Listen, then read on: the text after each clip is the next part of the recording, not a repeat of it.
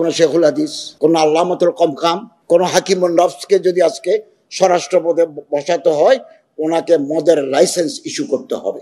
কেরোয়েন company থেকে দেশীয় মদ তৈরি হয়, বাংলাদেশ সরকার বিদেশ থেকে মদ আমদানি করে মদের লাইসেন্স দেয়। এটা বাস্তবতা। আপনি ঘরে বসে মোবাইলে আশেপাশে কথা বলতে পারবেন, রাষ্ট্র পরিচালনার জন্য সেক্রেটারিয়েটে আসেন না, দিতে হবে। 100 জন যদি মদের লাইসেন্সধারী লোক এক জায়গায় থাকে, ওখানে আপনি ডিলার দিবেন। বিদেশি মদ আমদানি করে সরকার লাভ করে, দেশীয় মদ বিক্রি করে সরকার লাভ করে। এই টাকা গভর্নমেন্টের ফান্ডে যায়।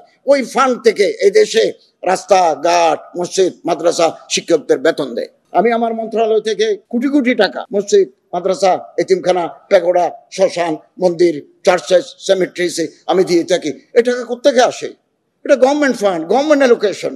গভর্নমেন্টের টাকা কোথায় থাকে? সোনালী ব্যাংকে, বাংলাদেশ ব্যাংকে। ওখান থেকে জান্ডা বাচ্চা বের হয়, ইন্টারেস্ট দিয়ে আসে, এগুলো আমরা বিতরণ করি। তো আপনি শরীয়ত পাবেন কোথায়? এটা তো এমারাত শরিয়া নয়, এটা তো ইসলামিক স্টেট নয়, এটা completely secular state, legacy from the British regime. এটা একটা কাঠামোর ভিতরে দেশ চলে আসছে।